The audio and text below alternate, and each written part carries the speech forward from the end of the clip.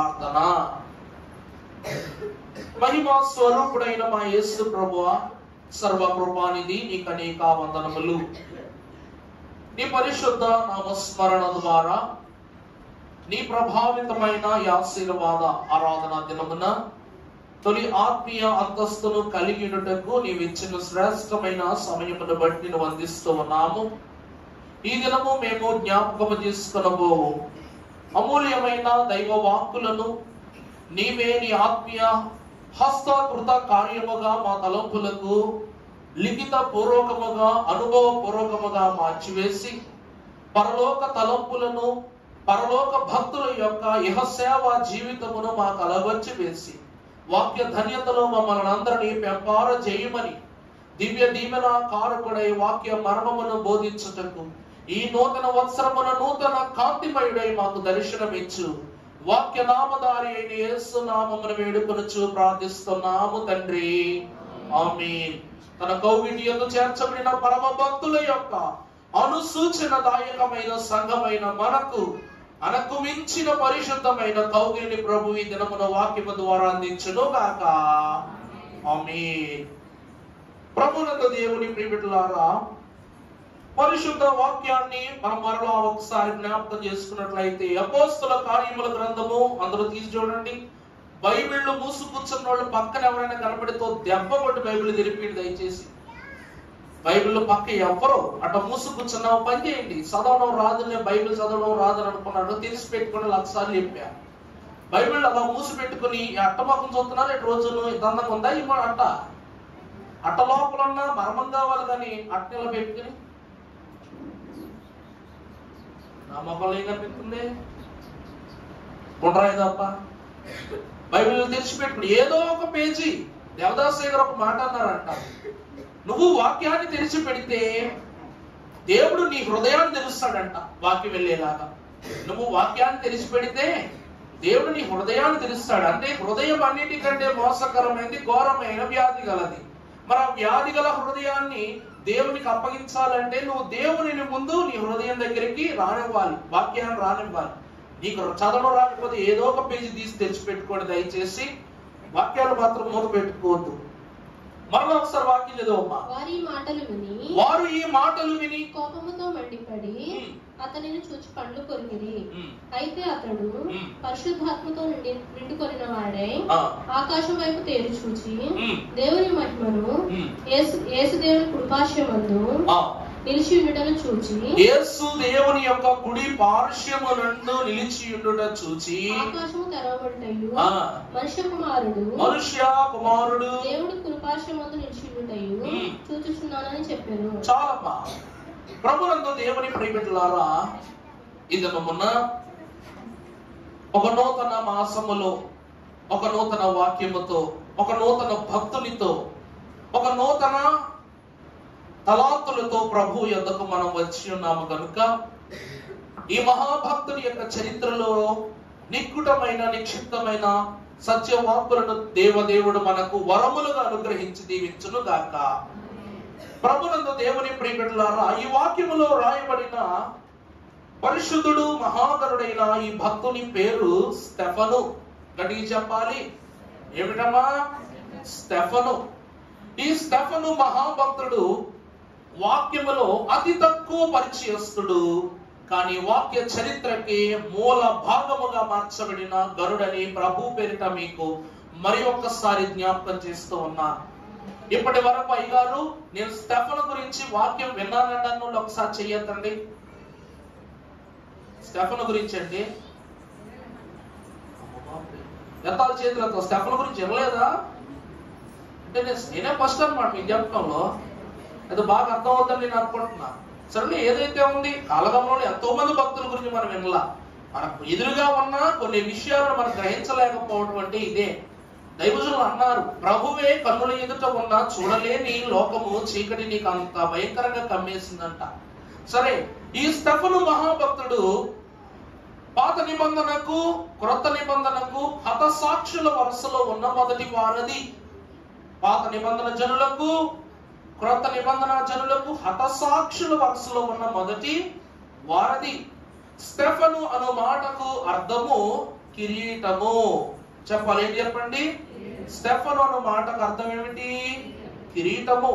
ఇతడు బైబిల్ గ్రంథములో మొట్టమొదటి హతసాక్షి. ఇతడు ఎవరండి? బైబిల్ గ్రంథములో మొట్టమొదటి హతసాక్షి. ఎందుకు ఇతడే మొట్టమొదటి హతసాక్షి అయ్యారు? పాత నిబంధనలో ఎందరో పరమ భక్తులు ఉన్నారు కదా, మరి వారందరూ హతసాక్షులు కారా అంటే, హతము అనగా ఏంటి చెప్పండి? హతం అంటే ఏంటండి? చంపబడుట. హతం అంటే ఏంటి? చంపబడుట. సాక్ష్యము అనగా దేవునిలో నువ్వు పొందిక చేసుకున్నటువంటి ధన్యత. అనగా నీ మరణము కూడా ఈ లోకమునకు ఒక ఉన్నత సాక్ష్యాన్ని అందించటమే హతసాక్షుల వలస అన్నారు ఫాదర్ దేవదాసయ్య గారు. ఈ వాక్యమును మనం చూస్తే, నువ్వు మరణించవచ్చు, కానీ నీ మరణము కూడా ఎన్నో జనాంగములకు ఎలా ఉండాలట? మాదిరిగా ఉండాలట. నీ మరణము ఇతరులకు ఎలా ఉండాలి చెప్పండి? మాదిరిగా ఉండాలి. మీరు అడగవచ్చు నన్ను, అయ్యగారండి మరి పాత నిబంధన జనాంగములో ఇలాంటి భక్తులు ఎవరు లేరా అంటే ఉన్నారు. కానీ స్టెఫను వంటి హతసాక్షి మరొకరు లేరు, రారు. కారణం ఏమిటంటే, ప్రారంభవాది కాండములో మనము యోచించి చూసినట్లయితే భక్తుడైన హేబేలు మనకు కనబడతాడు. ఆయన యెహోవా చేత దయ పొందుకొనిన కుమారుడుగా ఉండి, యెహోవా ఎదుట నిత్యము ఆశీర్వదింపబడిన వాడిగా ఉండి, తన అన్న కంటే గొప్ప సమర్పణ ఇచ్చిన శ్రేష్ఠుడుగా కనబడుటను బట్టి ఈర్ష్య పొందిన అన్న ఏం చేశాడంట? సహోదరుని చంపివేయటాన్ని బట్టి అతడు మరణము పొందుకున్నాడు. కానీ మరణము పొందుకున్న అతడు భూమిలో నుండి అతని రక్తము విలపించి ప్రభువుకు ప్రార్థించగానే వెనువెంటనే దేవుడే స్వయముగా కయ్యూని వద్దకు వచ్చి, నీ తమ్ముని రక్తము నాతో మొర్ర పెట్టుకుంది, ఏడుస్తూ ఉంది, నువ్వు తనను చంపావని కయ్యూనుకు శాపం ఇచ్చాడు. ఇప్పుడు ఒక మాట చెప్పండి, అతని మరణము సాక్ష్యముగా ఉండాలి. కానీ కయ్యూను హేబేలు విషయంలో హేబేలు మరణము సాక్ష్యముగా ఉందా లేదా? ఉందా? మీ తల ఇలాగన్నా ఆడించండి, ఇలాగన్నా ఆడించండి, ఏదో ఒక వైపు ఆడించుకుంటే నేనే వైపు ఆడించాలి, ఒక క్లారిటీ ఇవ్వండి. చెప్పడమ్మా. ఉందంటే కారణం చెప్తా, లేదన్నా కారణం చెప్తా. ఉందా లేదా? కయ్యూను యొక్క శోధన జీవితమునకు, శాపభరితమైన జీవితమునకు హేబేలు యొక్క మరణమే కారణం. చంపాడు కాబట్టి శాపం వచ్చింది. కానీ స్టెఫనును కూడా పరమ భక్తులైనటువంటి వారి వరుసలోని భక్తుని కూడా రాళ్లతో కొట్టి చంపారు. కానీ అతనిని కొట్టిన ఏ రాయి, ఆ రాయి వేసిన ఏ వ్యక్తి కూడా శాప జీవితములో మనకు వాక్యములో కనబడరు. స్టెఫనును కొట్టిన వాడు ఇలాగయ్యాడట, అలాగయ్యాడట. చివరికి వాక్యంలో చూడండి, యేసుక్రీస్తు ప్రభువును కొప్పగించిన యోధాకు కూడా ఏం కలిగింది? శాపం కలిగిందా లేదా? అప్పుడు చెప్పానా లేదా మీకు? అపోస్తల కార్యగ్రంథంలోంచే తన వంశమే నాశనం అయిపోయింది కీర్తనాకారుడు రాసిన మాట. ఇక్కడ హేబేలు మరణమును బట్టి తన రక్తముతో దేవునికి, ప్రభువా ఇదిగో నా అన్న నన్ను చంపేశాడయ్యా, నేను చనిపోయానయ్యా, నేను ఇలా చనిపోయాను అలా చనిపోయాను అనగానే ప్రభు కోపం వచ్చి దేశదింపని చేసేసాడు. తను ఏది ఫలింపజేయడానికి విత్తినా సరే అది నశించిపోతుందని, నువ్వు ఈ లోకమునకు శాపగ్రస్తమైన మనుష్యునిగా ఉంటావని దేవుడు శాపం ఇచ్చాడు. మరి కయ్యూను తమ్ముడైన హేబేలు హతసాక్షి ఎందుకు అవుతాడు? ఏమండి, హతసాక్షి ఎలా అవుతాడు? పోనీ ఇంకొకరి పేరు చెప్పండి, పోనీ ఇంకొకరి పేరు చెప్పండి. సంసోను అనుకుందాం. పోనీ సంసోను అసలు కాదు. అతడు హతసాక్షుల విషయంలో చూసుకుంటే అతడు హతమయ్యే లోపు తనతో పాటు చాలా మంది రోమియోలు ఏం చేశాడంట, ఫిలిస్తీన్లు ఏం చేశాడంట, తీసుకుని వెళ్ళిపోయాడు. అతడు హతసాక్షి కాదు. ఏ భక్తుడి దగ్గరకు వచ్చినా, ఏలియా కాని, ఎలీషా కాని, జకరియా కాని, ఇలా ఎంతమంది పాత నిబంధనల ప్రవక్తలు వాక్యంలో కనబడినా సరే వారు ప్రభు ఎదుట, నాయనా నేను ఎట్లా అయిపోయాను, నాయనా నేను ఎలా చేసేసాను, వారికి నష్టం కలిగించేలాగా కొద్దో గొప్ప వారు సమస్య తెచ్చిపెట్టిన వారి అందువలన పాత నిబంధన జనులు ఎవ్వరూ హతసాక్షుల వరుసలో లేరట. క్రీస్తు ప్రభువు తర్వాతే హతసాక్షుల వరుస ప్రారంభమైందన్నారు దైవజనులు. కారణం ఏమిటంటే, ఈ దినాన మీకు తెలియజేస్తా, పరలోకములో 24 సింహాసనాలు ఉన్నాయి. ఈ 24 సింహాసనాలు అధిరోహించుచున్న 8 పెద్దలకు 24 కిరీటాలు ఉన్నాయి. ఇక్కడ స్టెఫను అను మాటకు అర్థం ఏంటన్నా? కిరీటము. ఇక్కడ 24 కిరీటాలు మనకు పెద్దల వరుసలో కనబడుతున్నాయి. ఇలా పెద్దల వరుసలో ఉన్నటువంటి వారికే కాక స్టెఫను యొక్క జన్మమే దేవుని కిరీటముగా అలంకరింపబడిందట. నా మాట అర్థమవుతుందా అండి? వృత్తాంతాన్ని మీకు చెప్పడానికి ముందు ఈ స్టెఫను జీవితం 7 ప్రధానమైన అంశములతో ముడిపడి ఉంది అని భక్తులు తెలియజేశారు. మొదటిది, ఇతడు విశ్వాస పూర్ణుడు. రాసుకునేవాడు రాసుకోండి. స్టెఫను జీవితంలో మొదటి వరుస ఏమిటండి? స్టెఫను విశ్వాస పూర్ణుడు, సంపూర్ణుడు. రెండవదిగా చూస్తే స్టెఫను ఆత్మ సంపూర్ణుడు. మొదటిది విశ్వాస సంపూర్ణుడు, రెండవది ఆత్మ సంపూర్ణుడు, మూడవది జ్ఞాన సంపూర్ణుడు. మూడవది ఏంటమ్మా? నాలుగవది కృపా సంపూర్ణుడు. చెప్పాలి. ఎంతమందికి కావాలండి వాక్యం? దయచేసి ఒకసారి గట్టిగా చెప్తారా? నేను చెప్పిందే తిరిగి చెప్పమంటున్నా. కృపా సంపూర్ణుడు. ఐదవది వాక్య సంపూర్ణుడు. ఆరవది దర్శన సంపూర్ణుడు. ఆఖరిగా అతడు విజ్ఞాపన సంపూర్ణుడు. ఈ 7 విషయాలు. మొదటిది విశ్వాస సంపూర్ణుడు. చెప్పాలి, నాకు చెప్పండి. విశ్వాస సంపూర్ణుడు, ఆత్మ సంపూర్ణుడు. నాతో చెప్పండి అమ్మా. ఆగడోసారి నేను 1 2 3 లెక్క ఎడతా. నాతో చెప్పండి. 1 2 3. విశ్వాస సంపూర్ణుడు, ఆత్మ సంపూర్ణుడు, జ్ఞాన సంపూర్ణుడు, కృపా సంపూర్ణుడు, వాక్య సంపూర్ణుడు, దర్శన సంపూర్ణుడు, విజ్ఞాపన సంపూర్ణుడు. ఈ 7 విషయాలు ఆధారం చేసుకుని స్టెఫను యొక్క జీవితాన్ని లిఖిత పూర్వకంగా రాశాడు అపోస్తుడైన లూకా. అపోస్తుల కార్యముల యొక్క గ్రంథకర్త అయిన లూకా హత సాక్షుల జాబితాలో మొదటి వాడును, ఎందరో మహాభక్తుల చరిత్రకు తొలి అడుగు వేసిన పరిశుద్ధుడుగాను ఈ భక్తుడైన స్టెఫను కనబడుతున్నాడు. స్టెఫను అను మాటకు అర్థము కిరీటము. ప్రభునందు దేవుని ప్రియమిత్రులారా, పెద్దలు చెప్పిన మాటే ఈరోజు మనం అనుసరిస్తున్న మాటే. సముద్రములో మహాఘనమైన మహాసముద్రాలలో ఒక చుక్క తగ్గినంత మాత్రాన వెలితి కాదు, కానీ ఆ చుక్క లేని వెలితి ఆ సముద్రమునకే తెలుసని ఈ మహాఘనమైనటువంటి దేవుని సేవా జీవితములో స్టెఫను యొక్క జీవితము చుక్క వంటిదే, కానీ అతడు లేని ఆ అంతస్తు యేసుక్రీస్తు ప్రభు వారికి మాత్రమే తెలుసట. ఇతడు మొత్తం ఈ వాక్యములో 75 వచనాల్లో మాత్రమే కనబడతాడు. 6వ అధ్యాయము అపోస్తుల కార్యముల గ్రంథం 18 వచనాలు ఉన్నాయి తల్లి. అక్కడ 15 వచనాలు ఉన్నాయి.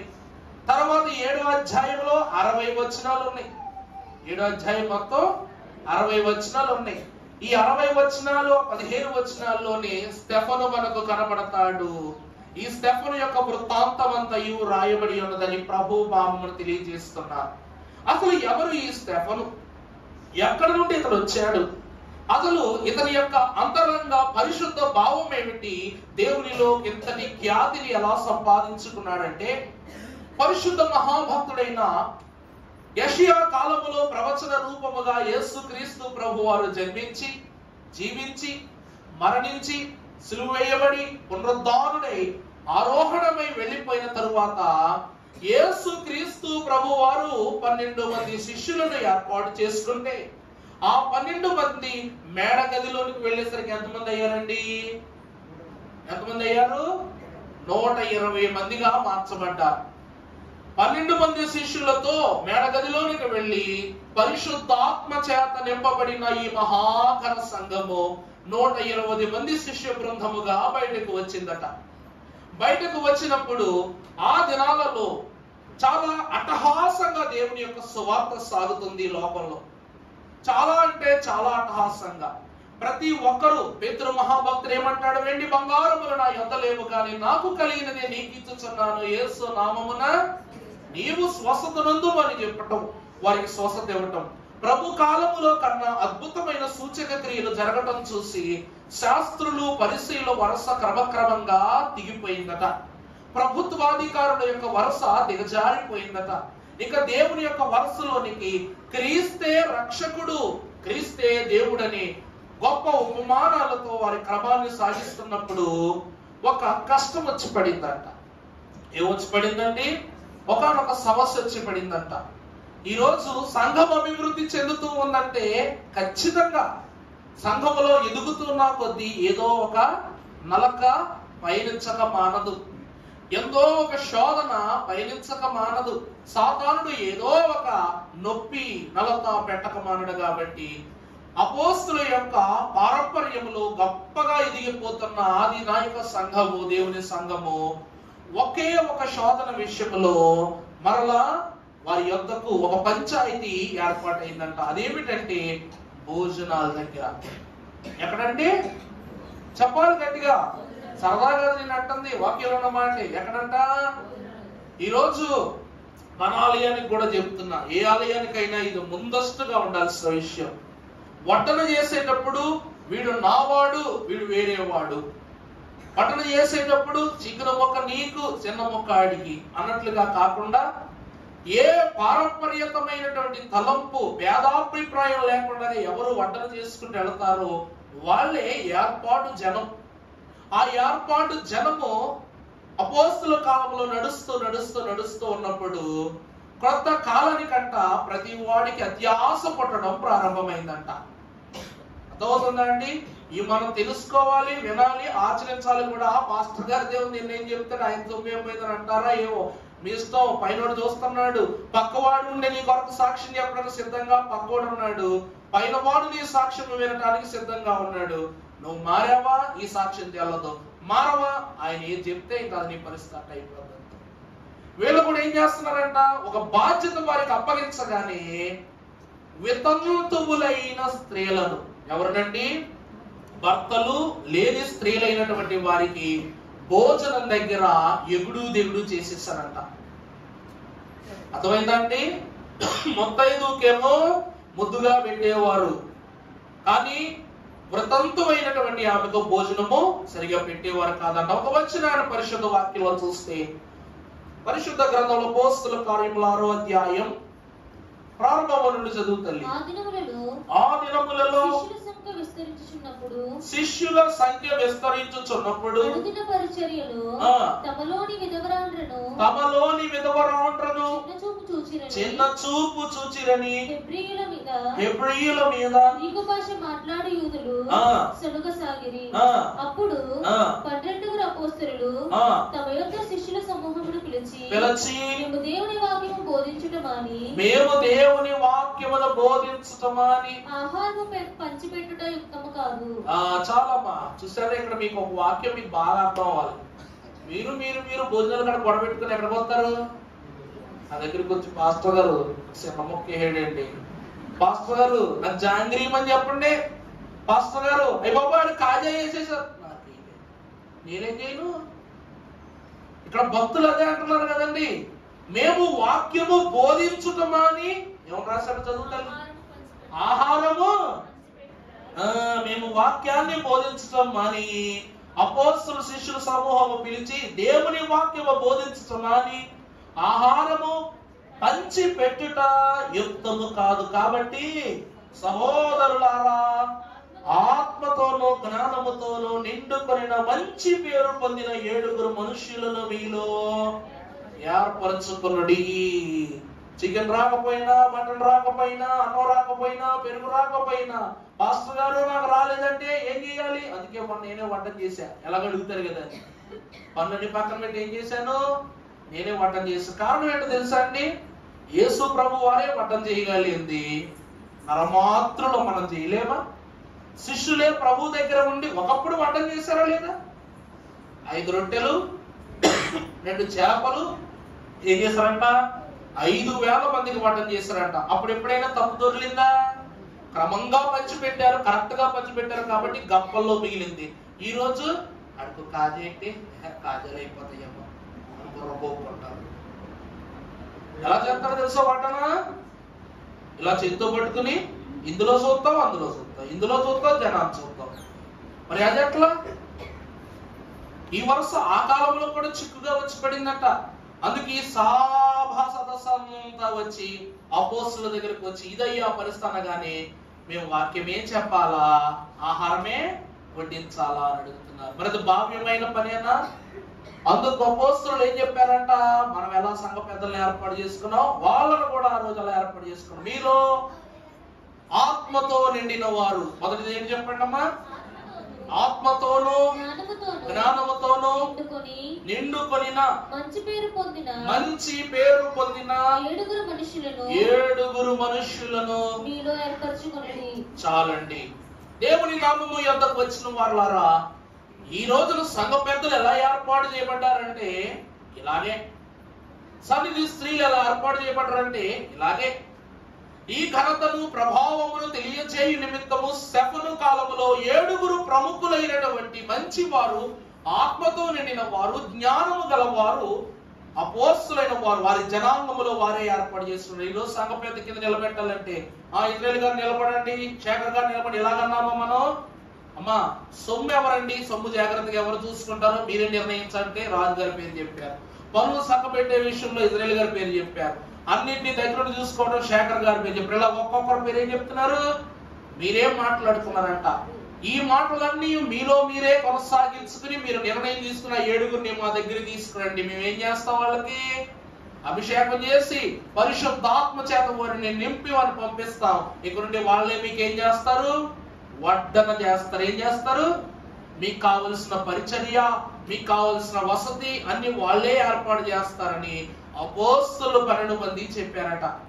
ఈ క్రమముగానే వీరందరూ ఏర్పాటు చేసుకుని అన్ని చక్కబెట్టి వాళ్ళని అభిషేకం పొందింపజేసి వాళ్ళకి అప్పగించినప్పుడు అందులో మొట్టమొదటి వ్యక్తి ఎవరంట? చదువుతలే 7 ఎవరు చదువమ్మా?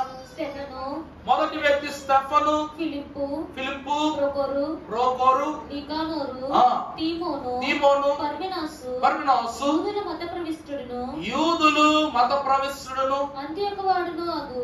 నికోలాసు అని వారిని ఈ 7 ఏర్పరచుకొని వారిని అపోస్తలుల ఎదుట నిలువబెట్టిరి. ప్రభునందు దేవుని ప్రియబిడ్డలారా, ఇలాగున యూదులైనటువంటి వారిలో వారి వారి వరుసలలో నుండి ఈ స్టెఫను అనే మహాభక్తుడు 7 మొట్టమొదటి వాడుగాను, అలాగే దేవుని పరిచర్యలో అతని గురించి వాక్యమే చెప్తుంది. అతడు ఆత్మతో నిండుకున్నవాడు, జ్ఞానముతో నిండుకున్నవాడు. మూడవది ఏంటమ్మా? మంచివాడును అయ్యున్నవాడు. ఈ 3 లక్షణాలు అతనిలో దేవుడు కనుగొని ఉన్నారు కనుక వారు యూదులైన వారికి భోజనాచారము జరిగించిన పరిశుద్ధులు. ఈరోజు దేవుని ప్రియమిటులారా 7 ప్రధాన అంశాలు ఈ స్టెఫను మహాభక్తుడిని గురించి తెలియజేయబడడం జరిగింది. మొదటిది, స్టెఫను విశ్వాస సంపూర్ణుడు. ప్రభునందు దేవుని ప్రియమిటులారా, విశ్వాసము లేని విసుగోదల సమయాన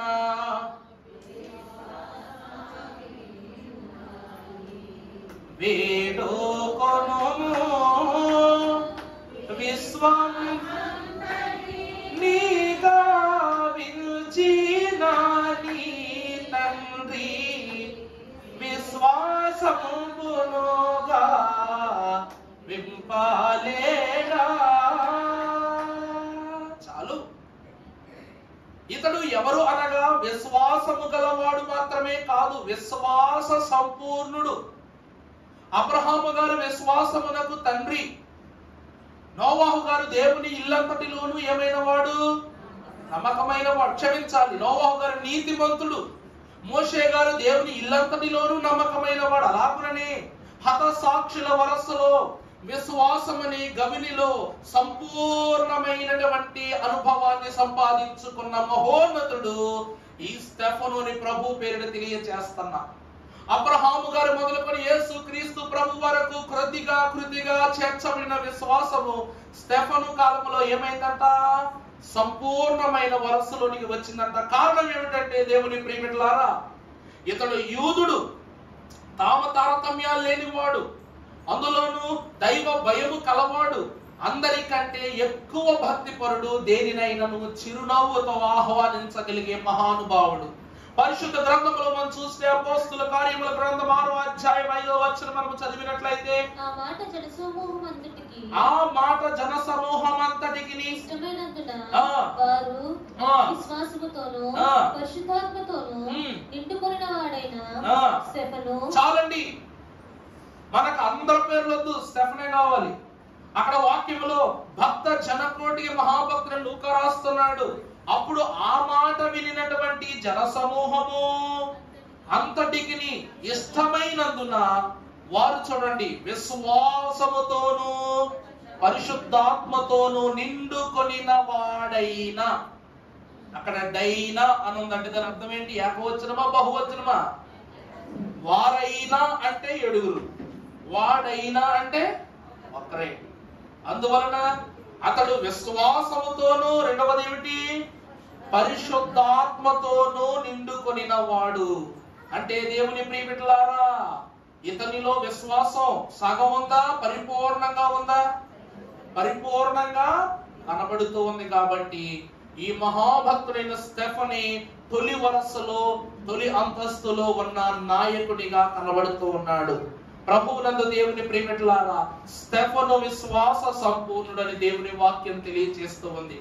దేవుని నామమును ఎరిగిన ప్రభువునందు ప్రియబిడ్డలారా, విశ్వాస సంపూర్ణుడు అనగా యేసుక్రీస్తు ప్రభు వారి యొక్క వాక్యమును మనం ఒకసారి గమనించినట్లయితే, విశ్వాసమునకు కర్తయును దానిని కొనసాగించువాడను అయ్యున్న వారు యేసు ప్రభు. ఆయన దానికి ఎవరంట? కర్త, దానిని కొనసాగించు వారు దేవుడు. ఈ కర్తయు కొనసాగించువాడైన దేవుని విశ్వాస సహితాంతస్తులు తనలో అనునిత్యము నింపుకొనిన మహాభక్తుడు ఏమై ఉన్నారంట?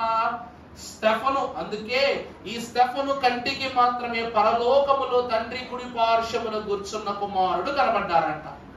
అర్థమైందండి?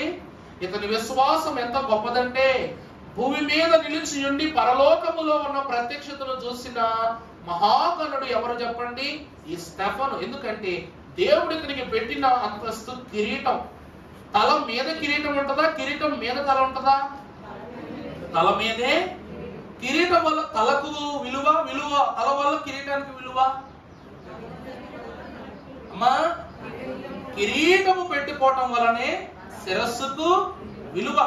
అపోస్తలులు ఏర్పాటు చేసినటువంటి 7గురిలో కిరీటముగా ఇతడు పనిచేయటమే కాదు గాని, దేవుని యొక్క వాక్య అనుభవ జీవితములో అబ్రహాము సంతతి అంతటిలోనూ విశ్వాస అనుగుణ్యతను సాధించుకున్న మకుటము లేని మహారాజు స్టెఫను అన్నారు మహాభక్తులు. ఇతడు ఎవరంట? అందరూ కిరీటాలు పెట్టుకుని రాజులైతే ఇతడు కిరీటముల విలువ తెచ్చిన మహాగణుడుగా బ్రతికాడంటే ఇతని జీవితమే విలువైన కిరీటం. ఇతని జీవితాన్ని ఎవరు నెత్తి మీద అలంకరించుకున్నా వారి జీవితం యొక్క విలువే మారిపోద్దన్నారు అయ్యగారు. తెలుసా అండి? ఆ మాట మీకు అర్థమైందమ్మా? ఈరోజు నువ్వు నాకు రత్నాలు లాంటి పిల్లలు ఇచ్చాడు దేవుడు అంట. అదే రత్నాలు లాంటి పిల్లలు ఇచ్చిన దేవుడు, నీకు రత్నాలు కావాలా, పిల్లలు కావాలని అదే ప్రభు అడిగారంటే మనం ఏం కోరుకుంటాం? గట్టి చెప్పాలి, మీరందరూ మంచివాడు, దేవునికి ఏ మహిమ. ఇప్పుడు దేవుడు కూడా ఒక మాట అడుగుతున్నాడు, నీకు పరలోకం కావాలా, నీ పిల్లలు కావాలా? అమ్మా బాగా ఆలోచన చెప్పండి సార్. పరలోకం కావాలా, పిల్లలు కావాలా? పరలోకం కావాలి. నిజమే. ఎందుకో తెలుసా? ఎలాగా పరలోక రాజ్యం పిల్లలదే కదా. పరలోక రాజ్యం ఎలాగా? పిల్లలదే కదా. స్టెఫను కూడా అదే అడుగుతున్నారంట. స్టెఫను నీకు ఆ భక్తుల గురించి తెలుసా, ఈ భక్తుల గురించి తెలుసా అని సూటిపోటి ప్రశ్నలతో అతను శోధిస్తూ ఉంటే, స్టెఫను మనస్సులో ఉన్న ప్రతి ఆంతర్య భావానికి ఎదురు నిలబడిన వాడు సమాధానం చెప్పలేకపోతున్నాడు. ఎందుకంటే ఇతడు దేవుని యొక్క విశ్వాస సంపూర్ణతతో నింపబడిన వాడయుండి పరలోక మాటలను తప్ప లోకానుసారమైన వాక్కులను పలకని పరిశుద్ధుడు. కాబట్టి మొదటి అంతస్తులు స్టెఫను విశ్వాస సంపూర్ణుడు. అందుకే విశ్వమంతటిని గావించిన నీ తండ్రి విశ్వాసమును నీలో గావింపలేడా? స్టెఫన్ ఎవరి దగ్గరికి వెళ్ళి చదువుకోలేదు. స్టెఫన్కి ఎవరు కూర్చోబెట్టి అపోస్తలులు బోధ చెప్పలా. కానీ ఇతను చేసిన గొప్ప పని తెలుసా? నువ్వు ఆహారం పంచిపెట్టాడు, అతనికి అభిషేకం చేస్తే అతను సువార్త అభిషేకాన్ని, సువార్త ఆహారాన్ని పంచిపెట్టాడు అందరికి. అర్థమైందండి? నువ్వు విధవరాండ్రకు ఆహారము పంచిపెట్టే డ్యూటీ ఆయనకు అప్పచెప్తే, ఈయన మాత్రము వాక్యాహారాన్ని పంచిపెట్టే డ్యూటీని చేపట్టుకున్నాడు. దేవుని కొరకు మెట్టు ఎదగడానికే ప్రయత్నం చేశాడు గాని ఒక మెట్టు వెనక మాత్రం రాలా. అందుకే స్టెఫను విశ్వాస సంపూర్ణుడు. రెండవదిగా చూసినట్లయితే స్టెఫను ఆత్మ 7వ అధ్యాయము 55వ వచనం ఒకసారి చదువమ్మా. అయితే అతడు పరిశుద్ధాత్మతో నిండుకొనిన వాడై, అతడు పరిశుద్ధాత్మతో నిండుకొనిన వాడై ఆకాశము వైపు తేరి చూచి, ఆకాశము వైపు తేరి చూచి దేవుని మహిమను యేసు దేవుని కుడిపార్శ్వమందు నిలిచి ఉండుట చూచి ఆకాశము తెరవబడుటయు మనుష్య కుమారుడు దేవుని కుడిపార్శ్వమందు నిలిచి ఉండుటయు చూచుచున్నానని చెప్పెను. ప్రభునందు దేవుని ప్రియబిడ్డలారా 7వ వచనము 55వ వచనంలో మీరు చూస్తే ఇక్కడ త్రిత్వము కనబడుతూ ఉంది. గమనించారా మీరు? త్రిత్వము కనబడుతుందా లేదా? ఆత్మ సంపూర్ణుడిగా కనబడుతున్నా స్టెఫను యొక్క యోచనదాయకమైన లక్షణములో త్రిత్వాంతస్తు కనబడుతూ ఉంది. మరలా చదువు తల్లి. అయితే అతడు పరిశుద్ధాత్మతో నిండుకొనిన వాడై ఆకాశము వైపు తేరి చూచి దేవుని మహిమను యేసు దేవుని కుడిపార్శ్వమందు నిలిచి ఉండుటను చూచి. చాలమ్మా, ఇక్కడ ఇద్దరే కనబడుతున్నారు మనకి. ఆకాశములు ఎవరు కనబడుతున్నారంట? తండ్రి అయిన దేవదేవుడు. రెండవదిగా యేసు దేవుని కుడిపార్శ్వమున నిలిచి ఉండుట చూచి. ఇద్దరే కనబడుతున్నారు కదా. మరి త్రిత్వం ఎక్కడది? త్రిత్వం ఎక్కడుంది? గట్టిగా చెప్పమ్మా కొంచెం అందరికి ఎవరిలో? అది ఆకాశములో తండ్రి కుమారుడు కనబడుతున్నారు. పరిశుద్ధాత్ముడు ఎక్కడ ఉన్నాడంట? స్టెఫనులో నిండుకునిన వాడిగా కనబడుతున్నారు. అంటే ఇహలోకములోనే త్రిత్వానికి వారధి నిలిపిన మహాభక్తుడు ఎవరు చెప్పండి? స్టెఫను. ఇతడెవరు? ఆత్మ సంపూర్ణుడు. ఈరోజు పరిశుద్ధాత్మ వచ్చిందనగానే వద్దులే డ్యాన్స్ అయిన వీడియోలో చూసిన అవుతారు అందరూ అయ్యగారు కొడతారు కూడా. ఎందుకంటే ఆత్మ మీదకు రాగానే రకరకాల భాషలు వచ్చేస్తాయి. ఏ భాషలు అర్థం కాదు. ఇంతకాలం పడి ఈ వాక్యాలు చెప్తున్నాం కానీ దేవదాసయ్య గారు కొత్త భాషలో మాట్లాడడం గురించి ఏ గారు చెప్పలేదు మనకి. బిఏ సమయలయ్య గారు మాట్లాడటం, సెల్వరాజయ్య గారు మాట్లాడటం, ప్రభుదాసయ్య గారు మాట్లాడారండి. ఆయన కూడా మాట్లాడలేదంట. ఆ రోజు ఎందుకు ఆ కొత్త భాషలు వచ్చేస్తే నాకు తెలియదు. దేవుడు ఎందుకు రాయించాడు అనిపిస్తుంది కొన్నిసార్లు. కొత్త భాషలు మాట్లాడతారు అనగానే మనిషికి ఎంత జ్ఞానమో. భూమి మీద దగ్గర 900 లాంగ్వేజ్లు ఉన్నాయంట. ఆ 900 లాంగ్వేజ్లకి 901వ లాంగ్వేజ్ కింద పరిశుద్ధాత్మ భాష కనిపెట్టారు. ఇక్కడ పరిశుద్ధాత్మతో నింపుకొనిన స్టెఫను శోధనలో ప్రవేశించుచున్నాడు. ఒక ప్రక్క మరణానికి దగ్గర అవుతున్నాడు. ఆత్మతో నింపుకొనిన వాడై ఉన్నాడు. ఈ రెండు అయ్యుండి కూడా దేవుని ఎదుట అతను ఏం చేయలేదంట? కుప్పి గంతులు వేయలేదు. ప్రతి చోట ఈ పరిస్థితిని వృత్తాంతాన్ని చూసి అనుకుంటున్నా స్టెఫను చరిత్ర కన్నా ఆ సమయంలో కానీ ఒకవేళ నాకు తెలిసిన ఒక ఇన్సిడెంట్ చెప్తానమ్మా. ఒక ఆమె ఇలాగే ఒక ఆలయంలో చేస్తుందంట. పెద్దదే ఆలయం, కల్వరి టెంపుల్ అనుకోండి. సుమారు చేస్తూ ఉంటే ఆమె తెచ్చుకున్న ప్రేయర్ ఆయిల్ ఉంటది కదండి, సిలుగు తీసుకుని తైలం ఇలా ఊగి ఊగి ఊగి ఊగి ఊగి ఆమె కుర్చీ మీద పెట్టుకున్న తైలం ఊగి ఊగి దాని గుద్దేసిందంట. గుద్దేస్తే కింద పడిపోయింది. కింద పడిపోయిన తర్వాత ఇంకా ఊగడం ఆటలా, చిన్న డబ్బాయే కదా, అలా అలా తొక్కి తొక్కి ఆ తైలం డబ్బా మీద కాలు వేసింది. ఏం చేసింది? అడుగు కానీ నూనె ఎలా ఉంటుంది? జర్రుమని జారిపోద్ది. ఇప్పుడు ఆలయాల్లో టైల్స్ అయిపోతే ఎవరు ఒప్పుకోరు కాబట్టి అంత పెద్ద ఆలయాల్లో గొప్ప గొప్ప టైల్స్ గ్రానైట్లు ఉన్నాయి. ఆ డ్యాన్స్ వేసి ఆమె తెచ్చుకున్న తైలం మీద కడుగు వేసింది అంతే, నూనె మీద సర్రమని జారి అదే టెంపుల్లో పడిపోయి తలబద్దలేసి చచ్చిపోయింది. దెబ్బ తగలంగానే అడుగుతుందంట, అప్పుడెందుకు పరిశుద్ధాత్మ వెళ్ళిపోయింది ఆ దెబ్బ తగలగానే. చివరికి ఏమైంది? ఆమె చేసిన సరదాగా చేసిన ఒక పని ఆమె ప్రాణాన్ని ఏం చేసింది? తీసేసింది. ఇంకొంతమంది ఉంటారు, కింద పిల్లలు ఉన్నారా లేకపోతే బైబిళ్ళు ఉన్నాయా మనుషులు ఉన్నారని కూడా చూసుకొని తొక్కోండి వెళ్ళిపోతారు అలా ఊపుకుంటా. మరి స్టెఫను ఒంటి మీద వందలాది రాళ్ళు మీద పడుతున్నా సరే స్టెఫను చెల్లించటం లేదంట. ఎవరిని చూస్తున్నాడు? ఆకాశంలో ఉన్న దేవుణ్ణి చూస్తున్నాడు. ఆయన ప్రక్కనే కుడి పార్శ్వము మీద స్థిరపరచుకున్న ఆత్మీయ నాయకుడైన యేసుక్రీస్తు ప్రభువును చూస్తున్నాడు. తనలో పరిశుద్ధాత్మ నింపుకుని. మరి అతను ఎందుకు గంతులేదు? స్టెఫన్ ఏం చేస్తున్నాడంటే తెలిసినప్పుడు నవ్వుతున్నాడంటండి. స్టెఫన్ ఏం చేస్తున్నాడంట? నవ్వుతున్నాడంట.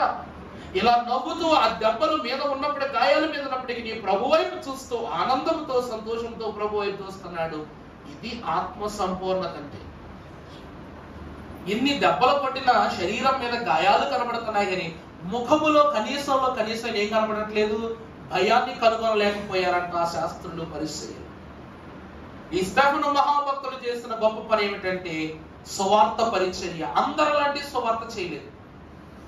అందరిలాంటి సువార్త అయితే స్టెఫను చేయలేదు.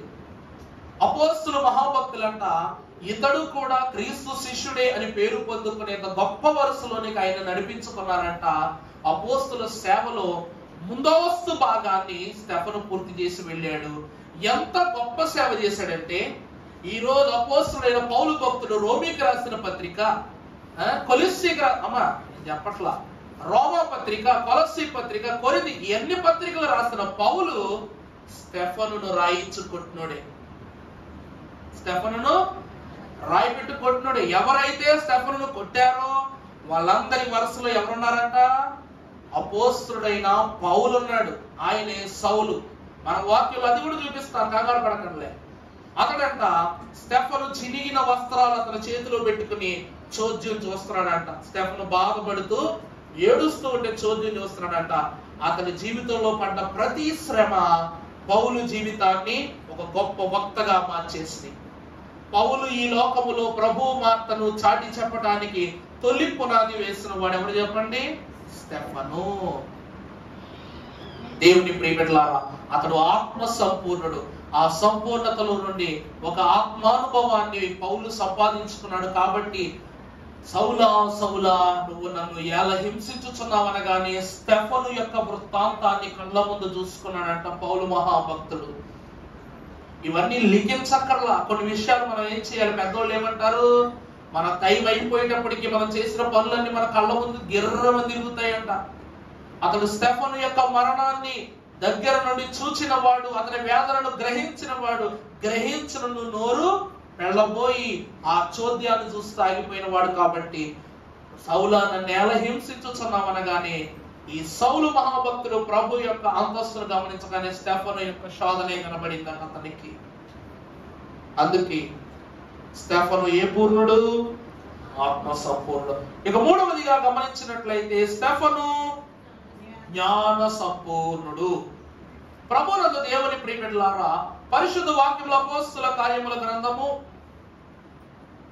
6వ అధ్యాయం 9వ వచనం మనం ఒకసారి చదువుకున్నట్లయితే, అప్పుడు లిబెర్తీయులు అనబడిన సమాజములోను, కురేనీయుల సమాజములోను, అలెగ్జాంద్రియుల సమాజములోను, కిలికియ నుండి వచ్చిన వారిలోను కొందరు వచ్చి స్టెఫనుతో తర్కించిరి గాని మాట్లాడుటయందు అతడు అగపరిచిన జ్ఞానమును అతన్ని ప్రేరేపించిన ఆత్మను వారు ఎదిరింపలేకపోయిరి. చాలండి. మూడవదిగా స్టెఫను జ్ఞాన సంపూర్ణుడు. ఈరోజు గత సంవత్సరంలో నవంబర్ రోజు బాగా ఫేమస్ అయినటువంటి ఒక విషయం డిబేట్లు. పాస్టర్లు ఏం చేస్తున్నారంట? వాళ్ళతో వాళ్ళతో ఏం చేశారు చెప్పండి? డిబేట్లు చేశారనమాట. వాళ్ళు ఒక విషయం తీసుకుంటారు. దేవుడు నరుడా, మానవుడా, లేకపోతే ఆయన రక్షకుడా, ప్రవక్త అనే దాన్ని డిబేట్ చేశారు. ఇంకొకరేమో విగ్రహాలకు దేవునికి పొంత పెట్టారు. ప్రభు అంటున్నారు, పైన ఆకాశమునందే గాని భూమి అందే గాని నువ్వేం చేయకూడదు, నన్ను దేనితో నువ్వు పోల్చకూడదు. ఎందుకంటే నేను ఎవరునో? నేను దేవుడైన యెహోవాను, యుగ యుగములకు సజీవుడను అని ప్రభువే చెబితే వీళ్ళేం చేశారంట? విగ్రహాలు ప్రభు వేరు వేరు అన్నట్లుగా డిబేట్ పెట్టారు. ఈ రోజు ఇక్కడ మనకు ఒక వరుస కనబడుతుంది. కురేనీయుల యొక్క సమాజం. చదువు మాట. అప్పుడు సమాజంలోను కురేనీయుల సమాజంలోను ఇక్కడ 4 సమాజాలు కనబడుతున్నాయి. లెబెతీయుల సమాజము, కురేనీయుల సమాజము, అలెగ్జాంద్రియుల సమాజము, కిలికియ నుండి ఆసియా నుండి వచ్చిన వారిలో కొందరు స్టెఫనుతో ఏం చేశారంట? తర్కించుట అనగా వాదం. కూర్చొని ఏం చేస్తున్నారు వీళ్ళు? మేమే గొప్ప అంటే మేమే గొప్ప, కాదు దేవుడు ఇలా చేసినట్టు గొడవ పెట్టుకుంటున్నారంట. ఈ సమాజంలో ఉన్న వారందరి వల్ల ఈ రోజు వారు కూడా ఏం చేస్తున్నారు చెప్పండి?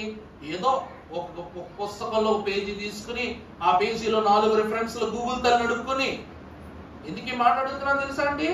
మేము కూడా కొన్ని వర్షాలు తప్పని గూగుల్ మీద ఆధారపడాలిగా.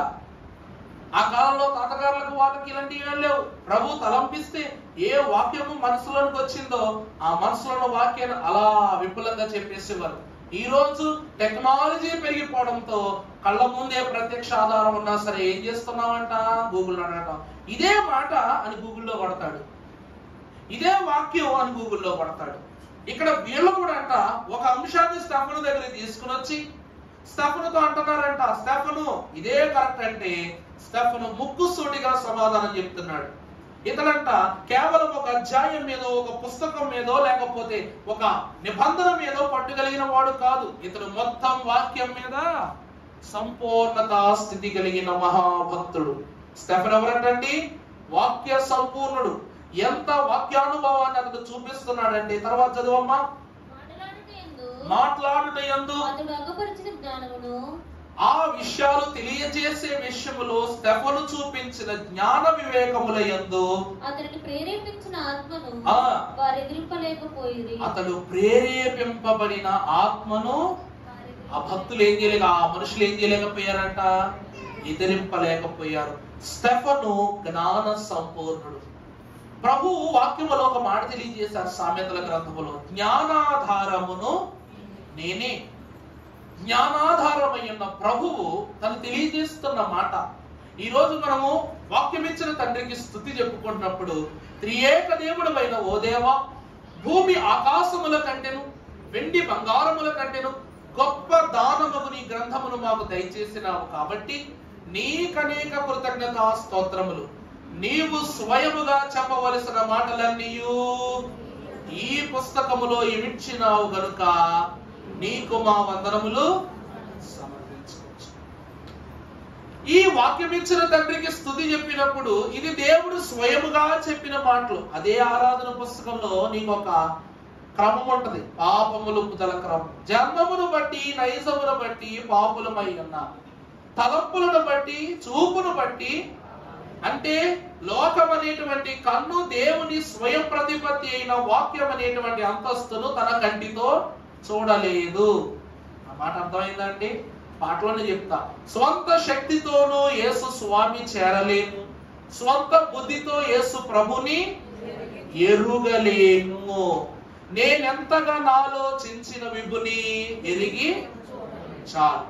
స్టెఫను యొద్దకు వచ్చిన వారందరూ స్వంత జ్ఞానము గలవారు, కానీ స్టెఫను మాత్రము జ్ఞాన సంపూర్ణుడు. ఎవరంట అతను?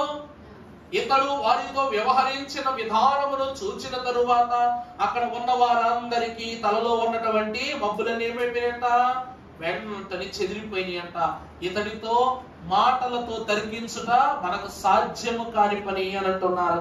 ఈ రోజు ఎందరు గొప్ప గొప్ప బోధకులు ఉన్నారో, గొప్ప గొప్ప సేవకులు ఉన్నారో, పొరపాటున గాని సంఘమైన వారు నోరు చేసి అయ్యగారు పలానా అధ్యాయములో పలానా వాక్యములో ఏముందో చెప్పడం అనుకోండి, ఏంటి అంటాం. నన్నైనా అంటే ఎందుకో చెప్పినండి, మేము సిద్ధపడిన వాక్యాన్ని అంశాన్ని బట్టి, క్రమాన్ని బట్టి, స్థలాన్ని బట్టి, పరిస్థితిని బట్టి మీకు బోధిస్తున్నాం. కానీ వాక్యములో ఎక్కడో మూల ఉన్న విషయం ఈ రోజు చదివిన చదువులో ఏబిసిడీలు మాత్రమే గుర్తుంటాయి. ఫస్ట్ క్లాసులో నీకు ఎన్ని టెక్స్ట్ బుక్లు ఉన్నాయంటే గుర్తుండవు, సెకండ్ క్లాస్ లో నీకు టీచర్ ఎవరంటే గుర్తుండదు, థర్డ్ క్లాస్ లో నీకు మ్యాథ్స్ లో ఎన్ని మార్కులు వచ్చాయంటే గుర్తుండదు. అంతే కదండి, పరిస్థితి ఎలా ఉందో చూడండి. మరి అంటే మన చిరుప్రాయములో మనం గ్రహించినది మనం చెప్పగలం. ఆది కాండంలో మొదటి అధ్యాయంలో మొదటి వచ్చిన ఏముందని చెప్పంటే అప్పుడు వెంటనే చెప్పేస్తాం అన్నమాట. ఎందుకంటే సృష్టిని ప్రభువు కలిగించాడు కనుక. ఆ కలిగింపు మొత్తం చెప్తాం. 2వ అధ్యాయంలో దేవుడైన యెహోవా ఆదాము వల్ల కలిగించాడని చెప్తాం. వారు చేసిన జనన విధానాన్ని ప్రభు స్థిరపరిచారని చెప్తాం. 3వ అధ్యాయంలో వారు ఎలా పాపములో పడిపోయి చెప్తాం. 4వ వచనం కయ్యూరు నుంచి ఎవరికి తెలియదు.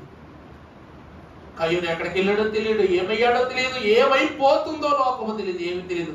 మరలా డైరెక్ట్ గా వచ్చి నోవహు దగ్గర అడుగుతాను అనమాట. బ్రేక్ నోవహు గురించి అడిగితే చెప్తాం. వాళ్ళు ఇలా ఎందరో కాని వారట వారు ఏర్పరచుకుని ఏరుకుని వచ్చిన మాటలు స్టెఫను దగ్గర చెప్పగా స్టెఫను అతడు చెప్పిన ఉదాహరణలకు అతను బోధించిన బోధకు మొదలు చెడిపోయారట. శాస్త్రులు పరిశీలు 5 సమూహాలు చెదిరి వెళ్ళిపోయాయి.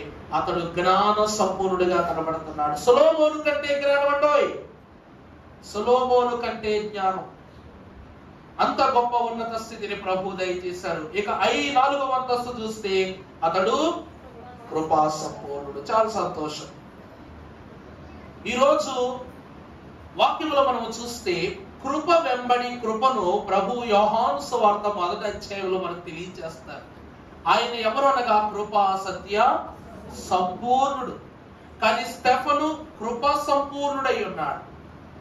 అక్కడ యేసు ప్రభు వారు కృపా సత్య సంపూర్ణుడైతే ఈయన కృపా సంపూర్ణుడై ఉన్నాడు. కారణం ఏమిటంటే 8వ వచనం చదవమ్మ. 6వ అధ్యాయం. బలముతోను నిండిన వాడై ప్రజల మధ్య మహత్కార్యములను. స్టెఫను ఎలా పెరిగాడట? కృపతోను బలముతోను నిండిన వాడై ప్రజల మధ్య మహత్కార్యములను గొప్ప సూచక క్రియలను చేయించుండెను. ప్రభువునందు దేవుని ప్రియకులారా, స్టెఫనుకు దేవుడు ఇచ్చిన ఆశీర్వాదం చూస్తే విధవరాండ్రకు ఆహారము పంచిపెట్టుటకు ఆయనను ఏర్పాటు చేసుకుంటే ఇతడు మాత్రమంట గొప్ప జ్ఞానముతో నిండుకొని దేవుని గొప్ప కృపతో నిండుకొని ఇంకా ముందస్తు ఆశీర్వాదాలను అతడు దేవుని యొద్ద నుండి సంపాదించుకుని బల సూచకమైన క్రియలు చేస్తూ, రెండవది దేవుని యొక్క సూచక క్రియలను జరిగించడం ప్రారంభించాడంట. అపోస్తలులు ఏవైతే చేయగలరో స్టెఫను కూడా అలాంటి క్రియలే జరిగించిన వాడుగా వాక్యములో కనబడుతున్నాడు. ఇతని యొక్క వృత్తాంతమును మీరు గమనించినట్లయితే ఇతడు విధవరాండ్రకు ఆహారము పంచిపెడుతూ విధవరాలి పక్షమున దేవుడు వ్యాజ్యమాడుననే బోధను కూడా జరిగించాడట. అర్థమవుతుందన్నమాట. ఈరోజు 7గురిని ఎందుకు ఏర్పాటు చేశారు వీళ్ళు? ఈ విధవరాండ్రైన వారు కంప్లైంట్ పెట్టాలని బట్టి మమ్మల్ని అందరూ చులకం చేసి చూస్తున్నారయ్యా, మరి మమ్మల్ని అర్థం చేసుకుని మమ్మల్ని కాస్త ముందస్తు జ్ఞానంతో నడిపించే వాళ్ళు కావాలని చెప్పగానే అందులో మొదటి నాయకుడి వరుసలో స్టెఫనును పెట్టారు. ఇతడు వారికి ఆహారం పట్టించడమే కాకుండా బోధ ఏమని చేశాడు తెలుసా? విధవరాలి పక్షమున దేవుడు ఏం చేస్తాడంట? వ్యాజ్యమాడతాడని సువర్తమానమును వారికి తెలియజేసి వారందరినీ దేవుని వరుసలోనికి నడిపించిన పరిపూర్ణుడు ఎవరు అనగా ఈ భక్తుడైన స్టెఫను. దేవుని యందు ప్రియమిత్రులారా, ఎస్తేరు జీవితాన్ని మనం గమనించినట్లయితే ఎప్పుడు ఎస్తేరు శిరస్సు మీదకు కిరీటం వచ్చిందో అప్పుడే ఎస్తేరు యొక్క చరిత్ర క్రొత్త స్థితిలోకి మారిపోయింది. కిరీటము రానప్పుడు ఎస్తేరును చూసినట్లయితే కిరీటము వచ్చినప్పుడు ఎస్తేరును చూస్తే మనకు తేడా తెలిసిపోతుంది. అర్థమైందండి?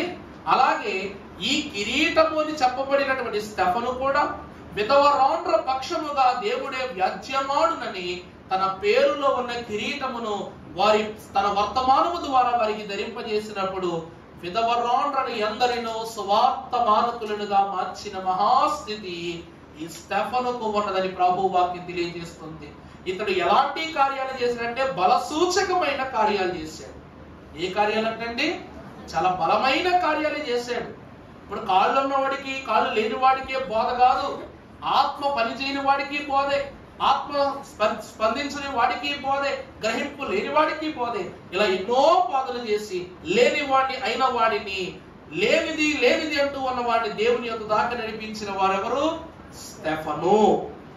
దేవుని ప్రియమిత్రులారా, ఇతడు కృపా సంపూర్ణుడు, అందరి మీద ఒకే మనస్సు చూపించిన వాడు. యేసు ప్రభు వారికి ఎలాగైతే తారతమ్యాలు లేవో, యేసు క్రీస్తు ప్రభు యొక్క శిష్యునిగా మాత్రమే కాదు, ఆయన కుడి పార్శ్వమున కూర్చున్నటకు అర్హత సంపాదించుకున్న ఆయన ప్రియ కుమారునిగా స్టెఫను దేవుని అంతస్తులో నిలబడ్డాడు. ప్రభునందు ప్రియబిడ్డలారా, ఇది 4వ అంతస్తు. ఇక 5వది గమనించినట్లయితే అతడు వాక్య సంపూర్ణుడు. స్టెఫను ఎవరంటండి? వాక్య సంపూర్ణుడు. ప్రభునందు దేవుని ప్రియబిడ్డలారా, ఇక్కడ అందరికీ బోధ చెప్తాం. అందరి బోధలను, నేను చెప్పే బోధలు మిమ్మల్ని ఎలా పిలవాలనుకుంటారు తెలుసా? నా ప్రియమైన సంఘమైన వారలారా అని పిలిస్తే మీకు ఆనందమా బాధ? ఆనందమా కాదా? అదే ఓ మహాసభలో ముష్కరులారా, సుంకరులారా అని ఎవరైనా అన్నాం అనుకోండి, ఏం చేస్తాడు? ఎవడురా వీడు, నన్నే చెప్తున్నాడు, నన్నే చెప్తున్నాడు, నన్నే చెప్తున్నాడు, కోపగించుకుని వెళ్ళిపోతారు అక్కడి నుంచి. స్టెఫను సహోదర ప్రేమను చూపాడు, ముష్కరుల యొక్క స్థితిని కూడా చూపాడు. ఎలాగంటే ఇతడు వాక్య సంపూర్ణుడు అని చెప్పడానికి 7వ అధ్యాయం మొత్తం ఏమైనా ఉదాహరణ అయ్యింది. ఒకసారి 7వ అధ్యాయం 2వ వచనం చదువమ్మ మాట. చెప్పునదేమనగా, సహోదరులారా, తండ్రులారా రండి, వినుడి. మన పితరుడైన అబ్రహాము హారానులో కాపురముండక మునుపు మెసొపొతేమియాలో ఉన్నప్పుడు మహిమగల దేవుడు అతనికి ప్రత్యక్షమై, నీవు నీ దేశమును నీ స్వజనమును విడిచి బయలుదేరి నేను నీకు చూపించబోవు దేశమునకు రమ్మని అతనితో చెప్పెను. చాలండి, ఇక్కడ మొదలు పెట్టాడంట. సహోదరులారా, మన పితరుడైన అబ్రహాముకు దేవుడు కనబడి, మెస్పటోనియాలో కనబడి, నేను చూపించు దేశమునకు నువ్వు వెళ్ళని చెప్పారు కదా అని అక్కడ మొదలుపెట్టి 51వ వచనం వచ్చేసరికి ఏమంటున్నాడు? చదువు ఒకసారి. ముష్కరులారా, హృదయములను చెవులను దేవుని వాక్యమునకు లోపరచవల్లని వారులారా, మీ పితరుల వలె మీరును ఎల్లప్పుడూ పరిశుద్ధాత్మను ఎదిరించుచున్నారు. చాలండి, మొదలు పెట్టడమేమో అమ్మా తల్లి అని మొదలు పెట్టాడు, బంగారు బిడ్డలారా అని. ముగింపు మాత్రం ముష్కరులారా. అంటే ఎవరితో ముగింపబడుతూ ఉన్నదంటే పాప నైసమును గ్రహించిన వక్తలను బట్టి. ఎందుకంటే దేవుని ప్రియ బిడ్డలారా, ఆదాము అవ్వలను దేవదేవుడు తన బిడ్డలుగా సృజించాడు. కానీ చివరికి సాధారణ బిడ్డలుగా వారు మారిపోయినప్పుడు దేవుడు ఏమంటున్నాడు? బయటకు పోండి, మీరు ఈ స్థలము నుండి బయటకు పోండి. అంటే స్టెఫను యొక్క బోధ వాక్య వృత్తాంతమును మీరు గమనించినట్లయితే అటు దేవునిలో ఉన్న వారికి బోధ, అలాగే దేవుని వ్యతిరేకించిన వారి గురించి కూడా ఏం చేశాడంట? బోధ చేశారు. ఈ రోజు ఎలా తెలుసా? వాడు 100 తప్పులు చేయని, 1000 తప్పులు చేయని, ఎన్నైనా చేయని, 1,00,000 రూపాయలు చెక్కు పట్టుకుని వచ్చి ఆలయానికి దానం ఇవ్వగానే కూర్చోండి ఇంటి మీద. కాకా తోటలో ఎప్పుడైనా రాజకీయ నాయకులు వేదిక ఎక్కడ చూసారా మీరు? అమ్మ చూసారా ఎప్పుడైనా? మహోత్సవాలు కాకా తోటలో ఎప్పుడైనా చూసారా? ఎందుకు? చివరికి మన ఆత్మీయ తల్లి గారు ప్రమీల సర్వరాజమ్మ గారు కూడా పులిపీట పైదాకా రారు. నిజం కదండి ఇస్తారాని గారు? అమ్మగారు 3 వరుసలు ఉంటాయి, 3 గేట్లు ఉంటాయి. కింద గేట్లో అమ్మగారు వర్తమానం చెప్తారు, స్త్రీలందరూ వర్తమానం చెప్తారు.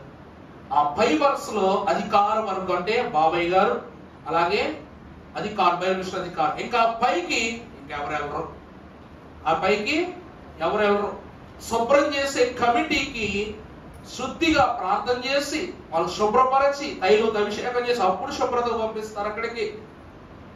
ఎవరిని సునయాసంగా ఏం చేయరు, ఒకరికి రానివ్వరు అసలు. కారణం ఏంటో తెలుసా? అత్యున్నత సింహాసనముపై ఆసీనుడయ్యున్న ప్రభువును, సమీపింపరాని తేజస్సులో ఉన్న ప్రభువును మనము చేరాలి అంటే ఆయన సమీప రక్షణకు మనము పాత్రులము కావాలి. అప్పుడే మనం ఎక్కడికి వెళ్తాం? ఆ స్థలానికి వెళతాం. ఈ భూమి మీదే ఒక చోటును మనం అందుకోలేకపోతున్నామంటే మరి పరలోకపు చోటును అందుకోవటానికి ఇంకెంత కాలం పడుద్ది? కానీ కొందరు ఏం చేస్తున్నారు? అది పరిశుద్ధ వేదికో లేక దైవిక సంఘమో దేవుని ఏర్పాటు వేదికో తెలియదు కానీ అందరూ ఏం చేస్తారు? పాస్టర్ నిలబడే పులిపేట దగ్గర నిలబడే మాట్లాడేస్తారు. ఆ పులిపీట దగ్గర ఉన్న అబ్బో ఇంకా విచిత్రం చూడండి, పాస్టర్ గారు కుర్చీలు కంటే గొప్ప కుర్చీ ఇస్తారు అక్కడ. ప్రభు సన్నిధి కుర్చీల కంటే గొప్ప కుర్చీల మీద కూర్చోబెడతారు. ఎందుకు? అందుకే బైబిల్ మిషన్ ఆధారపడిన మిషన్, దేవుని ఆధారములోనే బ్రతుకుతున్న మిషన్ అని అయ్యగారు పలు వారు రాశారు. అందుకే దేవుని ప్రియబిడ్డలారా, ఈ రోజుకి కూడా మనము వేదికలు ఎక్కిస్తామేమో కానీ పులిపేట మీదకి అధికారిని రానేమో. అది దేవుడు మనకి ఇచ్చిన భాగ్యం. ఈ దేశంలోనే ఇప్పుడు ఇలా అయిపోయింది, కానీ విదేశాల్లో ప్రెసిడెంట్ ఆఫ్ అమెరికా అయినా, ఇండియా అయినా, లండన్ అయినా, బ్రిటన్ లేకపోతే దుబాయ్ కింగ్ అయినా సరే వాళ్ళు వచ్చి మొదటి వరుసలో కూర్చుంటారు, కానీ మీ వరుసలో వాళ్ళు ఎవరు ఎక్కడికి రారంట, ముందు వరుసకు రారంట. స్టెఫను చేసిన వాక్యం చూసారా? అలాంటి వారిని అందరినీ అంటున్నాడు ఏమని, ముష్కరులారా, మీరందరూ పరిశుద్ధాత్మకు విరోధమైనటువంటి క్రమాలను జరిగిస్తున్నారు, పరిశుద్ధాత్మను ఆయాస పెడుతున్నారని అంటున్నాడు భక్తుడే స్టెఫను. ఈ మాటలని విన్న తర్వాత ఎవరైనా ఊరుకుంటారా? ఊరుకోకుండా ఈడ్చుకుని వెళ్ళిపోయి రాళ్లతో కొట్టుకుంటూ స్టెఫన్. ఆ తర్వాత చూసినట్లయితే ఇతడు అపోస్తుల కార్యముల గ్రంథము 7వ అధ్యాయం 55వ వచనం చదువమ్మా. అయితే అతడు పరిశుద్ధాత్మతో నిండుకొనిన వాడే ఆకాశము వైపు తేరి చూచి దేవుని మహిమను యేసు దేవుని కుడిపార్శ్వమందు నిలిచి ఉండడం చూచి ఆకాశము తెరవబడుటయు మనిషి కుమారుడు దేవుని కుడిపార్శ్వమందు నిలిచి ఉండటయు దేవుని కుడిపార్శ్వమునందు నిలిచి ఉండటయు చూచుచున్నానని చెప్పెను. ప్రభువునందు దేవుని ప్రియబిడ్డలారా, ఈ రోజు ఎప్పుడు ఎలా ఉన్నా నీకు దర్శనం వచ్చింది లెక్కో కాదో మాకు తెలియదు, కానీ క్షణం కాత్రములో చనిపోతున్నాం అనగానే పరలోక దర్శనాన్ని పరిపూర్ణంగా చూసిన ఏకైక వ్యక్తి ఎవరైనా ఉంటే అది స్టెఫను మాత్రమే. ఏమిటంట? అతను పరిశుద్ధాత్మతో ఆ క్షణమును నిండుకున్నవాడై ఉండి ఆకాశము వైపు ఎలా చూస్తున్నాడంట? తేరి చూస్తున్నాడంట. ఇంకా ఆకాశపు గవినిలో దేవునుడును ఆయన కుడి పార్శ్వమున కూర్చుని ఉన్న యేసు క్రీస్తు ప్రభువును అతడు సంపూర్ణముగా చూస్తూ ఉన్నాడు కనుక ఇతడు దర్శన సంపూర్ణ అంతస్తును కలిగిన వాడు. దేవుని మహాభక్తుడైనటువంటి యాకోబు గారు ఏమై ఉన్నారు వాక్యములో? దర్శన అంతస్తును బేతేలు దగ్గర సంపాదించుకున్నారు. దూతలు క్రింద నుండి పైకి, పై నుండి కిందకు వెళ్ళడం చూశారు. ఎప్పుడు అతను మెలకు వచ్చిందో ఆ మెట్లు వెళ్ళిపోయాయి, అక్కడ ఉన్న దూత సమూహం కూడా వెళ్ళిపోయింది. కలల మహారాజు అయిన యోసేపు గారు కూడా కళలను కంటూ తెలియజేస్తున్నారు. కళ్ళు తెరవగానే ఏమైపోయిందంట? కళ అదృశ్యమైపోయింది. కళలు ఏమొచ్చినా సరే జరిగిన వృత్తాంతాలను చెప్పేవాడు జరిగేది. కానీ ఇతడు కన్నులారా చూసిన దర్శనము ఒకేసారి జరిగింది, నెరవేర్పు కూడా ఒకేసారి జరిగింది. కళ్ళారా చూస్తూనే తన నెరవేర్పును తన అక్కడి నుంచే సంపాదించుకున్నాడు. అందుకే ఇక్కడ ఎవరంట? దర్శనమును సంపూర్ణముగా మార్చుకున్న మహాభక్తుడు. అందుకే అయ్యగారు అన్నారు, బైబిల్ మిషన్ వారు దర్శనం వస్తున్నంత సేపు దాని యొక్క నెరవేర్పును కూడా ఆ స్థలంలోనే కనిపెట్టాలి అన్నారు. విశ్వాసులు ఏం చేయాలంటే, అయ్యగారు అలా కళ్ళు మూసుకుంటావు, దర్శనం రాగానే పాస్టర్ గారు ఆమేన్ అనగానే తెలిసేసి అయ్యగారు నాకు దర్శనం వచ్చింది, సగమే వచ్చింది. అయ్యగారు నాకు ఏమొచ్చింది? దర్శనం వచ్చింది, కానీ సగమే వచ్చింది. నేను ఆమేన్ అనగానే కళ్ళు తెరిచేస్తారు, ఆమేన్ అనకపోతేనే కళ్ళు మూసుకున్నాడు. అంటే నీ దర్శనాన్ని నువ్వు పాడు చేసుకున్నట్ట, లేకపోతే నీ దర్శనాన్ని నువ్వు పాడు చేసుకున్నట్ట? బైబిల్ విషయంలో అయ్యగారి కాలంలో ఒకటే చేసేవారంటండి, ఎవరి దర్శనాలను చూస్తూ ఆ దర్శనం పరిపూర్ణం అవగానే ఆమేన్ అని చెప్పి వేసి వెళ్ళిపోయేవారంట. ఎవరి కాళ్ళు వేసి వెళ్ళిపోయేవాళ్ళు అంట. మిగిలిన వాళ్ళు ఏం చేసేవాళ్ళు? వాళ్ళ దర్శనాల కోసం కనిపెట్టుకుంటూ ఉండేవారు. వాళ్ళ దర్శనం పరిపూర్ణంగా వాళ్ళు లేచి వెళ్ళిపోయేవారు. ఇలా ఎవరికి పరిపూర్ణత లభ్యమవుతుందో వారు ఏం చేస్తారంట?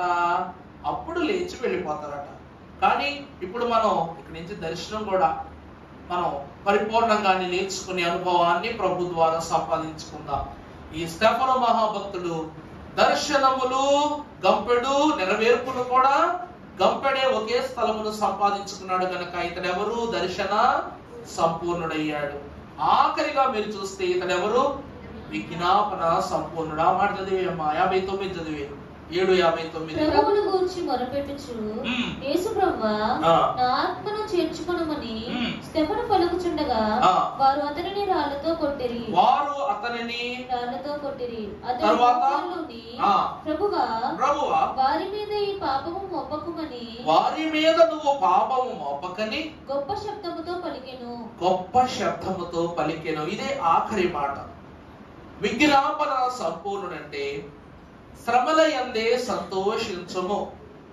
దైవజనులు ఫాదర్ ఎం దేవదాస్ గారు రాశారు, శ్రమలుపకారము శ్రమలే హారము శ్రమలాత్మకు శృంగారము. శ్రమలుపకారము శ్రమలే హారము శ్రమలాత్మకు శృంగారము. శ్రమల వలనే సకల స్వనీతి శ్రమల వలనే సకల స్వనీతి సమసిపోవునుగానా.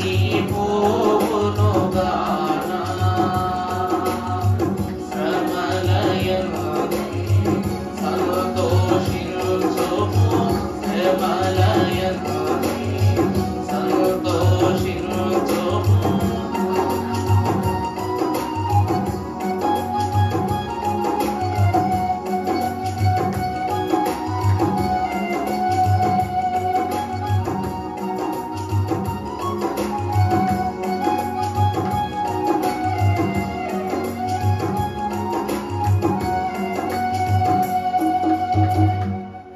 శ్రమల యందే సంతోషించుము. ప్రభునందు దేవుని ప్రియబిడ్డలారా, శ్రమలు ఏమై ఉన్నవి? ఉపకారము.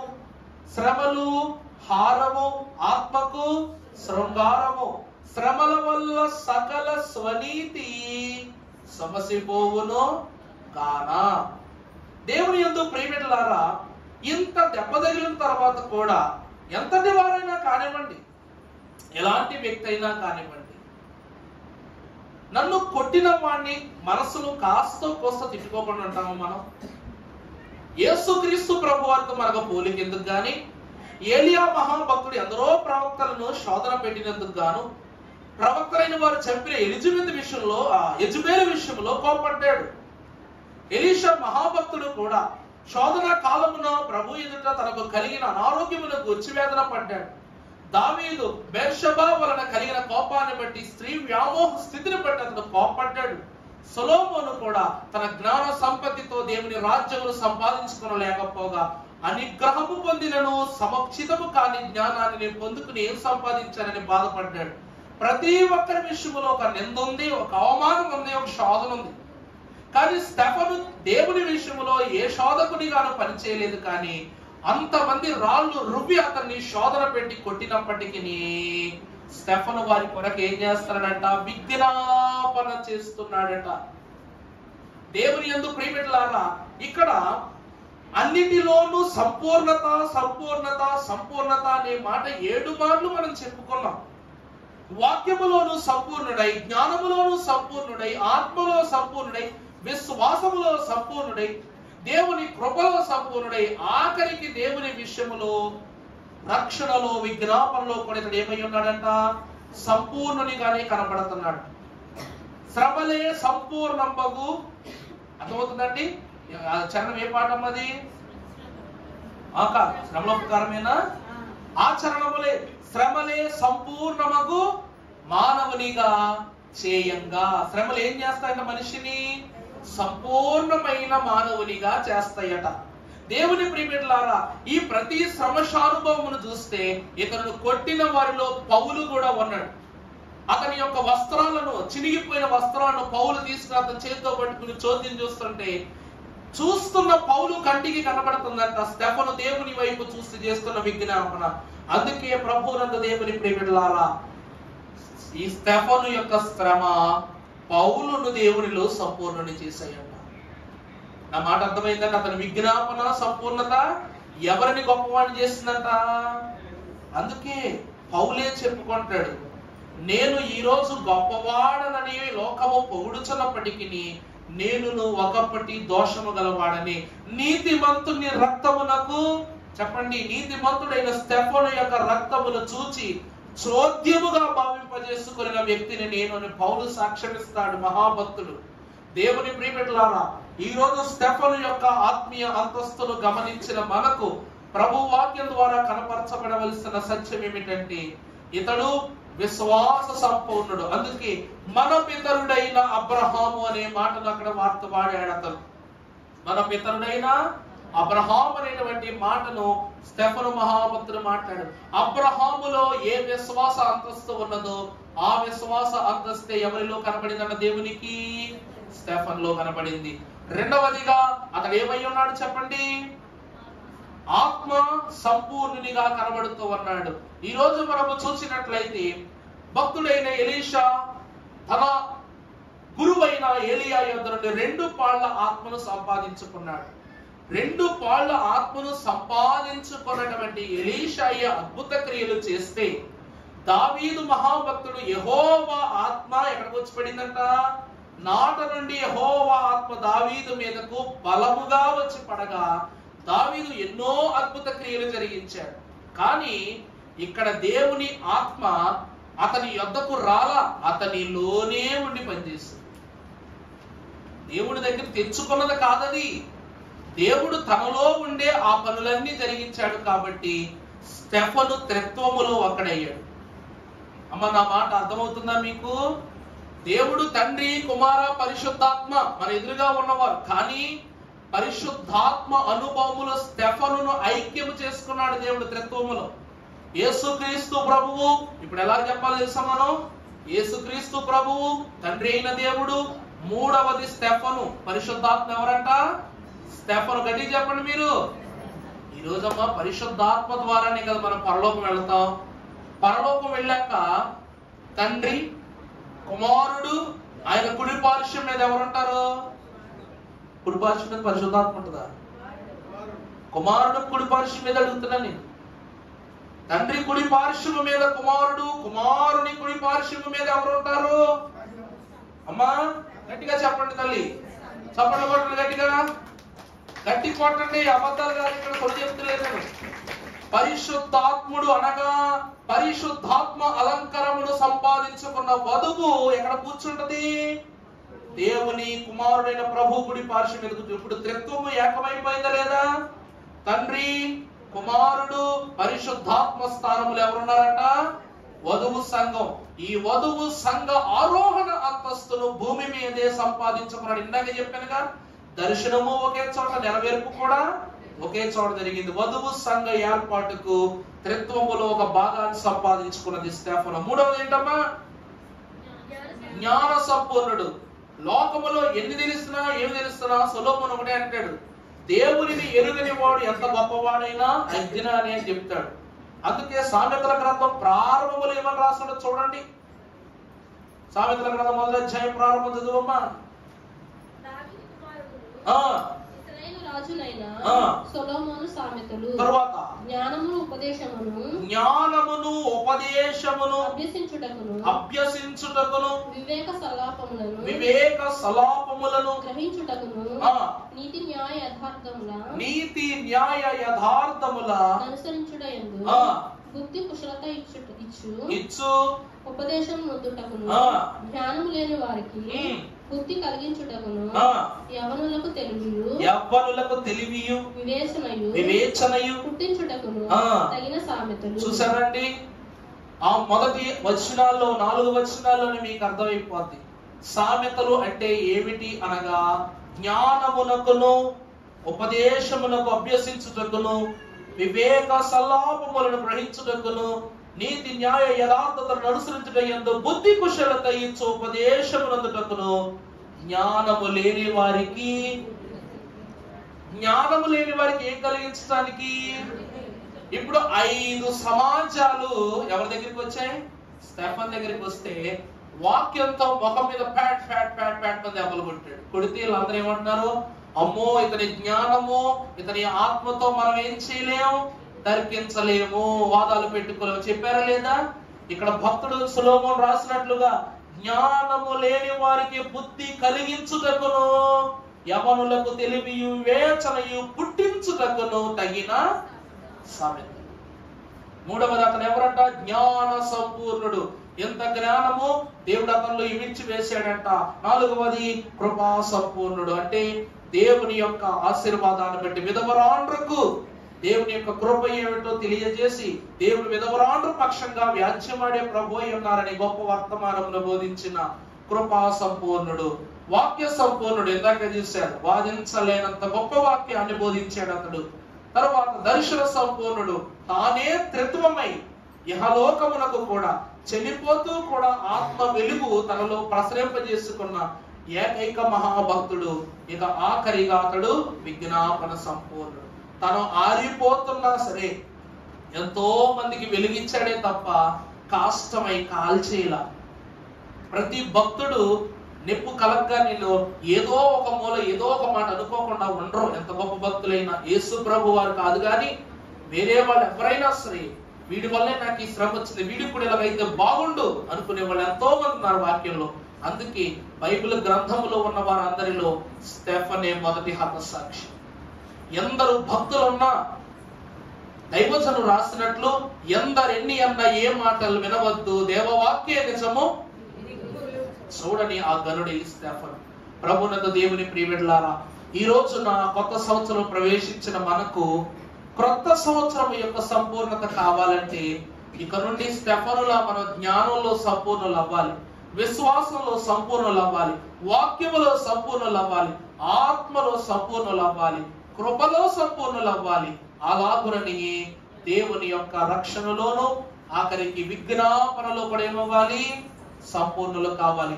అలాగున ప్రభువులో ఫలించే ధన్యత సంపూర్ణముగా ప్రభు మీ అందరిని అనుగ్రహింపజేసి స్టెఫను వలె మిమ్మల్ని అందరినీ దేవదేవుని యొక్క పరిశుద్ధ హస్తములతో ఎంచి పరలోక కిరీటములు మనకు ధరింపజేసి వధువుగా అలంకరించి ఆయన మహిమ పొందును గాక.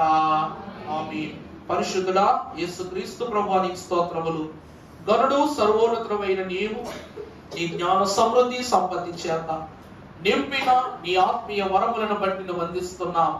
కృపామయుడైన నీవు క్షేమ సమాధానములు దయ చూపిస్తూ ఆత్మీయ అంతస్తుతో నాయన స్టెఫను వంటి మహాగణుని యొక్క చరిత్రలో మమ్ములను వధువు సంఘ పాలిభాగస్తులను చేసిన దానిని బట్టి నిన్నే కృతజ్ఞతాపూర్వకముగా వేడుకుంటున్నాం. మా అందరి అందరినీ ఆత్మస్థితిని ఆత్మ ప్రభావం నుంచి నడిపించి ఈ నూతన మాసముల తొలి ఆరాధన అనుగుణ్య భాగ్యమును మాకు దయచేయమని వాక్య బోధకుడైన యేసు నామమున వేడుకొనుచున్నాము తండ్రి. ఆమేన్. ప్రభు దీవించి ఆయనే మహిమ పొందును గాక.